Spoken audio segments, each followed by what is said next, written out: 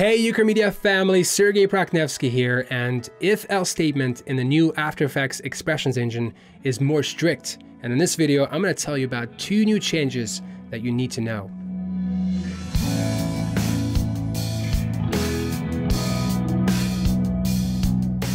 The first change is pretty simple. In the new JavaScript engine, you cannot write if statement without adding else to the end of it. Let me show you what I'm talking about. And I'm going to show you before and after. For the before part, you want to make sure that you are on the old legacy extend script. So click here, go to expressions, and switch back to legacy extend script. Okay, let me set things up in here. I'm going to click on this Ukramedia logo and then go to Effect Controls panel. And then in here, I'm going to right click, go to Expression Controls, and let's add checkbox control. So we have it in here. Press Enter to rename it. I'm going to say on, off, switch. Okay.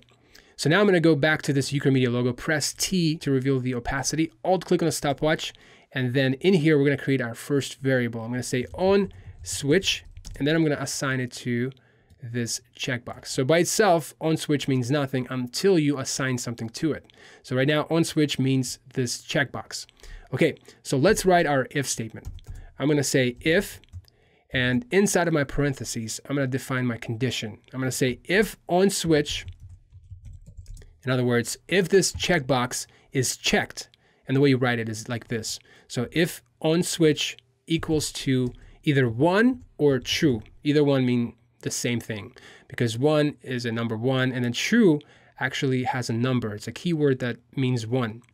And we're saying if on switch is 1, if it's checked, and if we want to be not checked, then you would say 2 or false, which means the same thing. So if this thing is checked, I want the statement to be 100. In other words, if this thing is checked, I want for this value to be 100. And if I click away in the old legacy extend script, here's what would happen. As you can see right now, it goes away because the condition over here is false, right? And because of that, we default to 0. But if I check this thing becomes true, right? On switch does equal to true. And because of that, we get 100. As you can see, it works perfectly fine in the old legacy extend script. But when we switch to the new expressions engine, if you click here and switch back to JavaScript, watch what happens. So right now, nothing happened because this statement is true, and because of that, we get 100. But if we switch to the unchecked, like this, you can see that our expression breaks. So it doesn't default to 0. So that's one change. And if you want to fix that, all you got to do is just go to the end of it and create a new line, just say else 0. So you just add else to the end of your if statement. And when you click away, then as you can see, it works just fine. You can go over here and then check it. You can see, we can see the logo. And if you uncheck it, it goes away. The second change goes something like this. You cannot write if-else statement all on one line without curly brackets, right? Without the code block. So let me show you what I'm talking about here. I'm going to show you again before and after. And for the before, you want to make sure that you are on the old legacy extend script. So I'm going to go Control-Alt-Shift-K to go to the project settings. And in the expressions tab, make sure you switch it to legacy extend script. Okay, so we're going to continue kind of where we left off. We do have a variable. It does link up to this checkbox. So we're going to create an if-else statement. So I'm going to say if, and then for my condition, I'm going to say on switch. So if on switch equals to, let's do 1 this time. So if it's checked, I want this to be 100. Else, in other words, if it's not checked, I want it to be 0. So it's that simple. Now for the old legacy extend script, it worked just fine. So if you click away, you can see things are working just fine. You can uncheck it. It goes to 0. You can say something else, maybe like 50. And then it would go to 50. So as you can see, it's working quite well.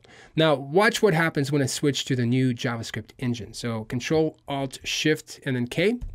And then I'm going to go to expressions and then switch this to JavaScript engine. So that's the latest one. Press OK.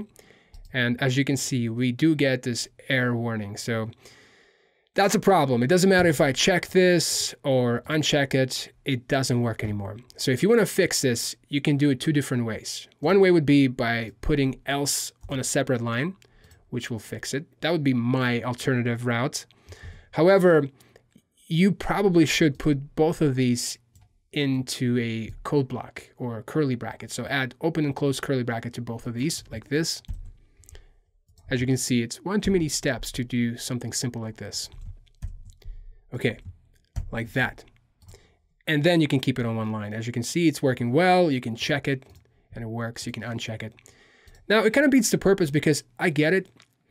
You know, the purpose of code block is to put multiple lines of code or lines of statements, whatever you want to call it, into one statement. So it basically keeps all those statements in one statement, and that's why we use it. But if you have one statement like 100, then that's one too many steps, right? But yeah, I would probably just put it on a separate line. However, this is probably a good practice. I mean, it's consistent everywhere else, so you want to make sure you do it like this. A lot of times people write if-else statements like that, to where you would have open curly bracket in here, then you would have the value, right, the statement, and then you would have else on its own separate line, and then another statement, and then close curly bracket. And a lot of times people add spaces like 1, 2, 3, 1, 2, 3, so you can visually see exactly what's going on. So that's the change. You cannot write if-else statements all on one line without the curly brackets. All right, well, this is the end of this video. I really hope you found it useful. Be sure to come back tomorrow to see the next video. And if you're watching this in the future, then just go to the end of this video, click on the link, or go to the bottom of this video in the description area and click on the link there. But until next time, my name is Sergey Prakhnevsky, and this is Ukramedia.com.